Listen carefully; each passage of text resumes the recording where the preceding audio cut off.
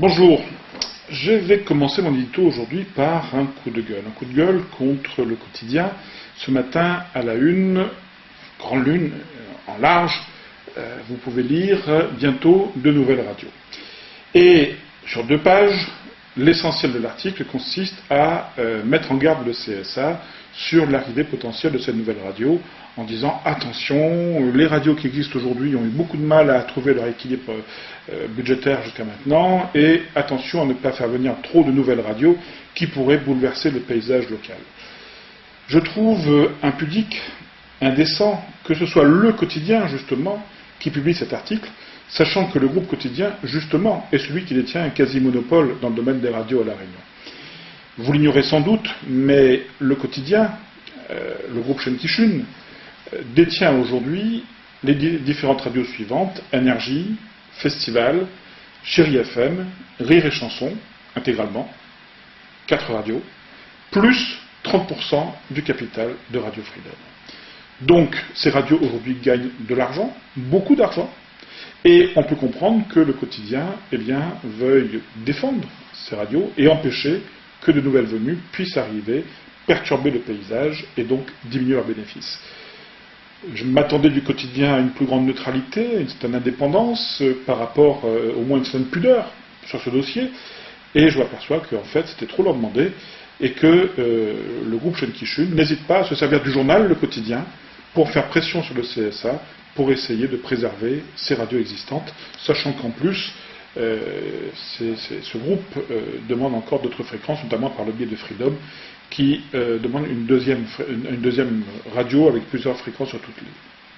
Voilà, alors Zinfo est candidat à avoir une radio également sur l'ensemble de l'île, et vous comprendrez donc pourquoi je suis un peu en colère ce matin. Je voulais parler avec vous d'un deuxième sujet, qui n'a rien à voir, mais qui, je dirais à la limite, est amusant.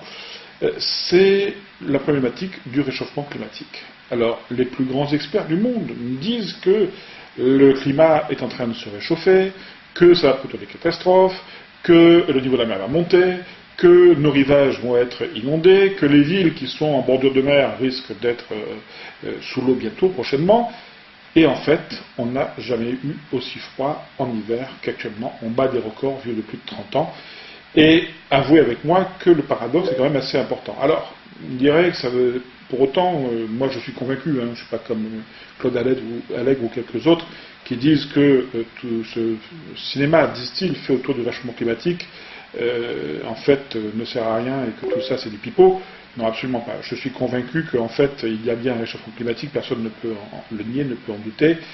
Les glaciers reculent effectivement, et je veux dire, la forêt amazonienne se réduit à vitesse grand V, et l'un poussant l'autre, on va vers une catastrophe. Alors, comment expliquer pour autant qu'il y ait eu plus de 20 cm de neige qui doit tomber sur l'île de France avant-hier soir, au point de bloquer complètement la circulation, que des milliers de personnes sont restées bloquées dans leur voiture, que même certains ont dû dormir dans leur bureau parce qu'ils étaient dans l'incapacité de rentrer chez eux.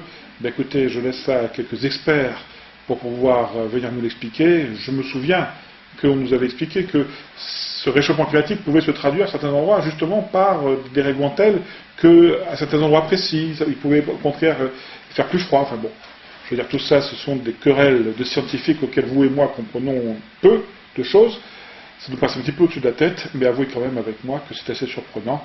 Et c'est assez, je dirais, ça fait sourire que de voir qu'on n'a jamais autant parlé de réchauffement climatique et on n'a jamais eu autant de neige sur l'île de France. À lundi pour un nouvel éditorial.